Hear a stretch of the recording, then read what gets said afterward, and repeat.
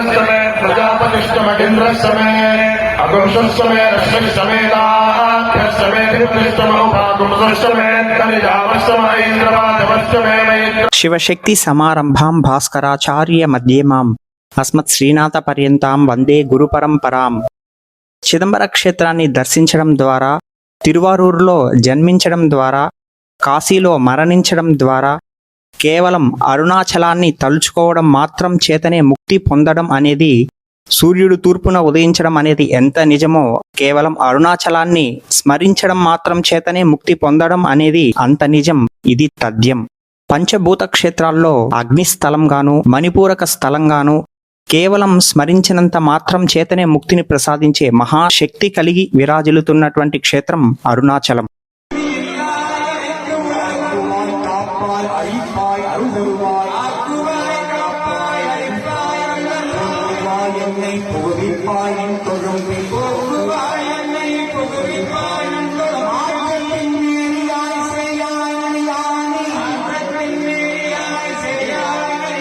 చాలా మందికి అరుణాచలం గురించి చాలా తెలుసు. ఈ యూట్యూబ్ లో ఉన్న చాలా ఛానల్స్ లోనూ చెప్పే ఉంటారు.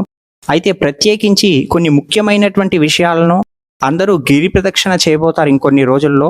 అయితే గిరి ప్రదక్షిణ చేసేటప్పుడు ముఖ్యంగా పాటించాల్సినటువంటి నియమాలు ఏమి, అందరూ ప్రస్తుత కాలంలో చేస్తున్నటువంటి పెద్ద పొరపాటు ఏమి, చేయాల్సినటువంటివి చెయ్యకూడనివి ఏమి అని, ఇంకా అరుణాచలేశ్వరునికి సంబంధించి ఎన్నో విషయాలను మీకు తెలియజేయాలనేటువంటి ఉద్దేశమే ఈ వీడియో చేయడం యొక్క ముఖ్య ఉద్దేశం.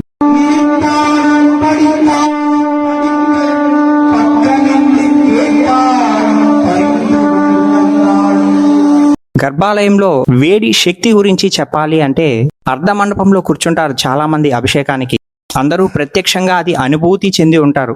సాధారణంగా లోపల ఎక్కువసేపు ఉండలేరు. అంతటి విపరీతమైనటువంటి వేడి ఉష్ణం అనేటువంటిది ఆపాదించబడి ఉంటుంది కూడా అరుణాచలేశ్వరుని యొక్క గర్భాలయ ప్రాకారంలో. అయితే అర్చకులు ఆ అరుణాచలేశ్వరుని లింగాన్ని స్పృశిస్తుంటారుగా, వారు స్పృశించేటప్పుడు ఎక్కడ ఏ మాత్రం కూడా లింగం అనేటువంటిది వేడి ఉండదు. తాను నిర్మలంగా ప్రశాంతంగా ఉంటాడు. ఆ లింగం అనేటువంటిది చల్లగా ఉంటుంది. అయితే ఆ గర్భాలయ అంతర్ప్రాకారంలో మాత్రం విపరీతమైనటువంటి ఉష్ణం అనేటువంటిది ఉంటుంది. అక్కడ ఆ వేడిని అనుభూతి చెందితేనే తెలుస్తుంది ఆ అగ్నిలింగం యొక్క విశిష్టత ఏమి అనేటువంటిది. స్వామివారికి ప్రతి నిత్యం అభిషేకం జరుగుతుంటుంది. అరుణాచలేశ్వరునికి ప్రతిరోజు 6 కాలాల్లో అభిషేకం అనేటువంటిది జరుగుతుంది. ఉదయం 5ంటికి, 9ంటికి, మధ్యాహ్నం 12, సాయంత్రం 4, 6, చివరగా రాత్రి 8. ఈ క్రమంలో అభిషేకం అనేటువంటిది జరుగుతుంది. ఇక ముఖ్యంగా చెప్పుకోదగినటువంటి విషయాలు భరణి దీపం, కృతికా దీపం, గిరి ప్రదక్షిణ. గిరి ప్రదక్షిణ విషయానికి వస్తే, పూర్వకాలంలో గిరి ప్రదక్షిణ ఎలా చేసేవారో తెలుసా అండి?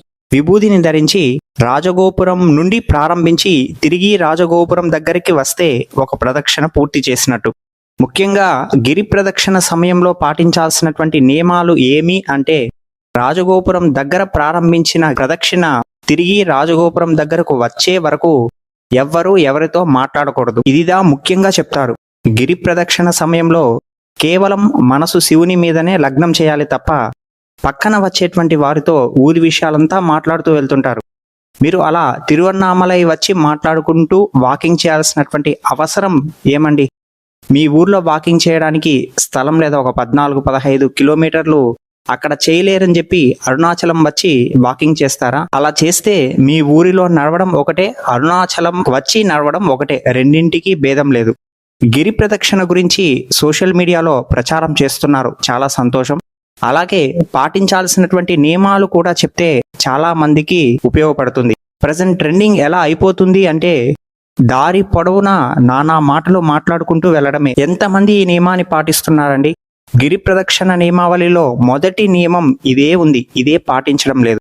ఇక గిరి ప్రదక్షిణ 2వ నియమం ఏమి అంటే, ఒక గర్భవతి స్త్రీ ఎంత చిన్నగా నడుస్తుందో అంత చిన్నగా నడుస్తూ ప్రదక్షిణ చెయ్యాలని చెప్పి చెప్పున్నారు. దీని గురించి ముందు ముందు తెలుసుకుందాము. అంతేకాని 1 గంటలో చేయేస్తా, 2 గంటల్లో చేయేస్తా, ఇదేమైనా అరుణాచలేశ్వరుడు ఉన్నామలై ఇద్దరు ఎవ్రీ ఇయర్ కాంపిటీషన్స్ పెడుతున్నారా, ఎవరు ముందు నడుస్తారా అని? అలా చేంజ్ అయిపోతుంది జనరేషన్ అనేటువంటిది రోజు రోజుకి. భక్తికి చోటు ఉండాల్సినటువంటి ప్రదేశంలో భక్తులు ఎక్కువైపోతూ భక్తి లేకుండా పోతుంది. శివనామ స్మరణతో చేయాలి గిరి ప్రదక్షిణ అనేటువంటిది. ఓం అరుణాచలేశ్వరాయ నమః అనేటువంటి స్మరణ చేస్తూ వెళ్ళు. అంతగా ఏకాగ్రత చెయ్యలేను అంటే ఓం అరుణాచలేశ్వరాయ నమః అనేటువంటి చాంటింగ్ ప్లే చేసుకుంటూ వెళ్ళు, వింటూ వెళ్ళు. అంతే తప్ప మాట్లాడుతూ ఏదో ఒక 3-4 గంటలు అక్కడ వెచ్చించి చేసి రావడం అనేటువంటిది గిరి ప్రదక్షిణ చేసిన దానితో సమానం కాదు. అశ్వమేధ యాగం చేయగలమా అండి? త్రేతాయుగంలో శ్రీరాముడు ఉన్నటువంటి కాలంలోనే దశరథుడు అంతటి మహారాజే ఒక్క అశ్వమేధ యాగం చేయడానికే ఎంతో కష్టపడ్డాడట. మరి మనం ఎవరి ఇంట్లో వాళ్ళు అనుకున్నప్పుడు అశ్వమేధ యాగం చేసుకోగలమా? అసలు సాధ్యమేనా అది? మరి కేవలం ఒక్క గిరి ప్రదక్షిణ చేస్తే వచ్చేటువంటి ఫలితం ఏంటో తెలుసా? ఒక అశ్వమేధ యాగం చేసినంత ఫలితం దక్కుతుంది. ఆ యొక్క పుణ్య శక్తి చేతనే గిరి ప్రదక్షిణలో నువ్వు కోరుకున్నటువంటి కోరిక అనేటువంటిది నెరవేరబడుతుంది. ఎన్ని యాగాలు మన వేదాలు ఘోషిస్తుందో అన్ని యాగాల ఫలితం గిరి ప్రదక్షిణ ఇస్తుంది అనడంలో ఏమాత్రం సందేహం లేదు. మరి అంతటి ఫలితాన్ని ఇచ్చేటప్పుడు గిరి ప్రదక్షిణ అనేటువంటిది ఎలా చెయ్యాలో ప్రతి ఒక్కరూ ఖచ్చితంగా తెలుసుకొని తీరాలి. ఇక ఆ తరువాతి విషయానికి వస్తే, ఏ రోజుల్లో గిరి ప్రదక్షిణ చేసేటువంటి వారు అంటే 365 రోజులు చేయొచ్చు, ఏ సమయంలోనైనా చేయొచ్చు, తప్పులేదు. అయితే ముఖ్యంగా మన పూర్వీకులు ఎప్పుడు చేసేటువంటి వారు అంటే ప్రత్యేకించి సోమవారం, మాస శివరాత్రి, మహాశివరాత్రి, ప్రదోషం, పౌర్ణమి, అమావాస్య, కృతికా నక్షత్రం ఉన్నటువంటి ఈ రోజులలో ప్రత్యేకించి గిరి ప్రదక్షిణను చేసేటువంటి వారు. ఇక సంతానం లేనటువంటి వారు 9 వారాలు 9 మంగళవారాలు గిరి ప్రదక్షిణ చేసి సంతానాన్ని పొందినటువంటి వారు ఎంతమంది ఉన్నారో అలా అనుగ్రహించేస్తాడు అరుణాచలేశ్వరుడు ఉన్నామలైతో కలిసి. విపరీతమైనటువంటి కష్టాలు, ఆర్థిక ఇబ్బందులు అనేటువంటి వాళ్ళు ఈ 9 వారాలు 9 మంగళవారాలు గిరి ప్రదక్షిణ చేసి స్వామి అనుగ్రహం పొందినటువంటి వాళ్ళు ఎంతమంది ఉన్నారో. మరి మీరు అరుణాచలేశ్వరుణ్ణి ప్రసన్నం చేసుకోవాలి అంటే ఏ పూజ ఏది కూడా గిరి ప్రదక్షిణతో సమానం రాదు. గిరి ప్రదక్షిణయే. అలాగే గిరి ప్రదక్షిణలో ఇంకొక నిగూఢమైనటువంటి రహస్యం కూడా దాగి ఉంది. ఏమంటే ఎంతో మంది సిద్ధులు, ఋషులు, మునులు ఇప్పటికీ గిరి ప్రదక్షిణ చేస్తుంటారట. అయితే వారు గిరి ప్రదక్షిణ చేయడానికి వచ్చేటువంటి నిజమైన భక్తులతో కలిసి గిరి ప్రదక్షిణ చేస్తారట. ఈ మానవ చక్షువులకు వారిని చూసేటువంటి శక్తి లేకపోవచ్చు, కానీ వారు మనతో చేస్తారట గిరి ప్రదక్షిణ. మరి వారు నీతో కలిసి గిరి ప్రదక్షిణ చెయ్యాలి అంటే నీ దగ్గర అంతటి నిజమైన భక్తి భావన అనేటువంటిది ఉండాలిగా. మరి ఇకపోతే ముఖ్యంగా చెప్పుదగినటువంటి విషయం, తిరువన్నామలైలో ఉదయం చంద్రశేఖరమూర్తి బయట వస్తాడు ఉత్సవానికి. అదే సాయంత్రం వేళ అయితే సోమస్కందమూర్తి బయట వస్తారు. గమనించారా మీరు ఎప్పుడైనా? ఉదయం వచ్చేటువంటి మూర్తి, సాయంత్రం వచ్చేటువంటి మూర్తి ఒకేలా ఉండరు. అన్ని కాలాల్లో అరుణాచలేశ్వర ఉత్సవమూర్తి మాత్రం రాదు బయట ఉత్సవానికి. ఒక్కో కాలంలో ఒక్కో మూర్తి వస్తుంది. దీని వెనుక గల ఆంతర్యం ఏమో తెలుసా అండి? శివాలయంలో మొత్తం 64 రకాల శివ స్వరూపాలు ఉంటాయి. అయితే అందులో ముఖ్యమైనటువంటి మూర్తులు చంద్రశేఖరమూర్తి, సోమస్కందమూర్తి, నటరాజమూర్తి, భిక్షాటనమూర్తి, ప్రదోషమూర్తి. ఈ 5 రూపాలు అనేటువంటిది చాలా విశేషంగా చెప్పబడుతున్నాయి. వీళ్ళు ఈ 5 మంది మాత్రమే ఒక్కొక్క బ్రహ్మోత్సవ కాలంలో ఆలయం బయట రావాలనేటువంటిది అరుణాచల క్షేత్ర ఆగమ నియమం. తిరువన్నామలైలో మొత్తం 4 రకాల బ్రహ్మోత్సవాలు జరుగుతాయి. ఇది అందరికీ తెలిసినటువంటిదే. కృతికా దీపోత్సవం సమయంలో ఒక బ్రహ్మోత్సవం, ఆడిపూరంలో ఉన్నామలై అమ్మవారికి ఒక బ్రహ్మోత్సవం, ఉత్తరాయణ పుణ్యకాలంలో ఒక బ్రహ్మోత్సవం, దక్షిణాయన పుణ్యకాలంలో ఒక బ్రహ్మోత్సవం. ఇలా 4 బ్రహ్మోత్సవాలు జరుగుతాయి. అయితే ఉదయం చంద్రశేఖరుని రూపంలో వస్తారు. అదే ప్రదోషం వేళ దాటిన తర్వాత సోమస్కందుని రూపంలో వస్తారు. సాక్షాత్తు ఆ శివుడే వచ్చి నేరుగా భక్తులకు దీక్ష ఇస్తాడన్నమాట.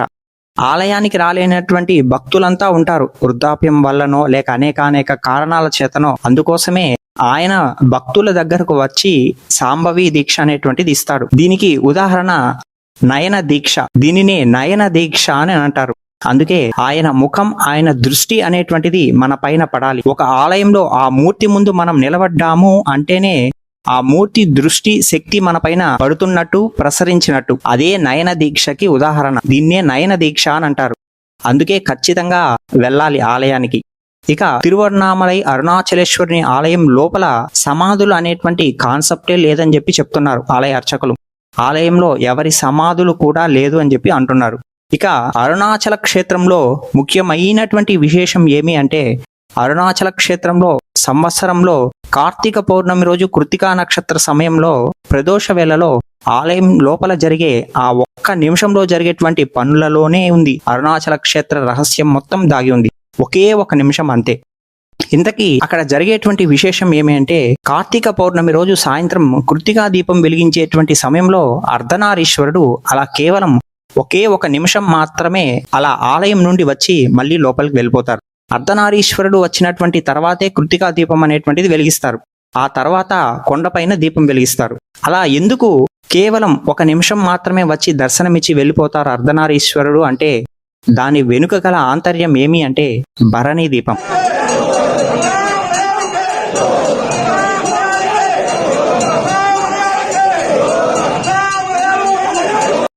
మొత్తం 5 దీపాలను ప్రదోష మండపంలో అగ్నిని ఆవాహన చేసి గర్భాలయంలో అరుణాచలేశ్వరునికి ముందు అగ్నిని పూజించి అందులో నుండి ఒక జ్యోతిని వెలిగించి ఆ జ్యోతిని 5 జ్యోతులుగా విడదీస్తారు.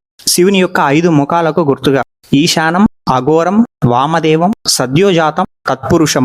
వీటికి గుర్తుగా కార్తీక పౌర్ణమి రోజు బ్రాహ్మీ ముహూర్తంలో ఉదయం 4-5 గంటల ఆ ప్రాంతంలో పార్వతీదేవి ఏం చేస్తుందంటే, ఆ భరణి దీపాన్ని తన చేతిలో తీసుకొని ఒక గర్భవతి వలె అలా మెల్లగా అడుగులు వేసుకుంటూ ప్రదక్షిణ చేస్తుంది అరుణాచలేశ్వరుణ్ణి. పార్వతీ చేతిలో ఆ మట్టి భరణి దీపాన్ని తీసుకొని వచ్చేటప్పుడు ముందు లక్ష్మీ సరస్వతులు మాడావీధిని ఊడ్చుకుంటూ వెళ్తారట. ముందుగా వెనుక పార్వతీదేవి తన యొక్క చేతిలో దీపాన్ని తీసుకొని అలా గర్భవతి వలె చిన్నగా ప్రదక్షిణ చేసుకుంటూ ఈశాన్యలింగం దగ్గరకు వస్తుంది.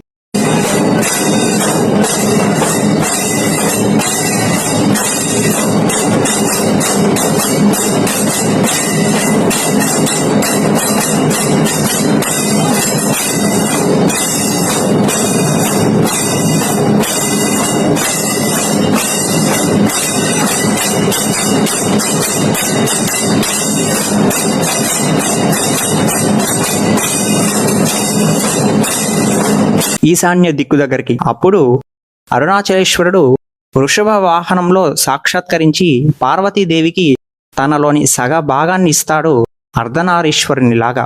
అదే నేటికి కార్తీక పౌర్ణమి రోజు సాయంత్రం బయట ప్రాకారానికి ముందుగా గణపతి, ఆ తర్వాత సుబ్రహ్మణ్య స్వామి, చండికేశ్వరుడు, తర్వాత సోమస్కందమూర్తి, చివరగా ఉడల్ వాద్యం అనేటువంటిది వాయిస్తారు లోపల గర్భాలయం దగ్గర నుండి. ఆ వాద్యం ఉంటేనే స్వామివారు కదులుతారు బయటకి. ఉన్నామలై అరుణాచలేశ్వరుడు ఇద్దరూ వచ్చినట్టు అర్ధనారీశ్వరుడు వస్తాడు. అలా వస్తాడో లేదో ఆ పక్కన వైకుంఠ వాకిలని చెప్పి అక్కడ తోరణం వల్లే వెలిగిస్తారు నిప్పుని. అదిదా కొండపైన ఉన్నటువంటి వారికి గుర్తు అర్ధనారీశ్వరుడు లోపల నుండి బయట వస్తున్నాడని. అంతే కొండపైన కృత్తికా దీపం వెలిగిస్తారు. అర్ధనారీశ్వరుడు బయట దీపారాధన మండపంలోకి అలా వచ్చి కృత్తికా దీపాన్ని చూసి ఒకే ఒక నిమిషం అంతే మళ్ళీ లోపలికి వెళ్ళిపోతారు అర్ధనారీశ్వరుడు. ఇదిదా తిరువన్నామలై అరుణాచలేశ్వరుని ఆలయం యొక్క విశేషం మొత్తం ఈ ఒక్క నిమిషంలోనే జరిగిపోతుంది. ఇక పెరియ గురుకుల్, చిన్న గురుకుల్ అనేటువంటి వారు ఆలయ గర్భాలయానికి సంబంధించినటువంటి అర్చకులు. వీరు గర్భాలయంలోని దేవతామూర్తులకు సంబంధించినటువంటి పనులు చేస్తారు. వీరు భరణి దీపాన్ని వెలిగిస్తారు గర్భాలయంలో. అయితే దీపనాటారని చెప్పి వేరే వారు ఉంటారు. వీరు ఆ భరణి దీపం నుండి వెలిగించుకొని పోయి అరుణాచల పర్వతం కింద ఒక దీపాన్ని పెడతారు ముందుగా. మళ్ళీ అక్కడ నుండి ఒక దీపాన్ని తీసుకొని పోయి కొండపైన సాయంత్రం దీపాన్ని వెలిగిస్తారు. అంటే గర్భాలయంలో ఉదయం వెలిగించేటువంటి భరణి దీపం ద్వారా వెలిగింపబడినటువంటి దీపంతోనే సాయంత్రం అరుణగిరి కొండపైన కృత్తికా దీపాన్ని వెలిగిస్తారు. అంతేకాని అక్కడ కొత్తగా ఎవరికి వారు వేరే దీపాలతోనో మ్యాచ్ బాక్సెస్ తోనో వెలిగించేటువంటి దీపం కాదది కృత్తికా దీపం అనేటువంటిది. అందరికీ కార్తీక పౌర్ణమి కృత్తికా దీపోత్సవ శుభాకాంక్షలు. శ్రీ మాత్రే నమః.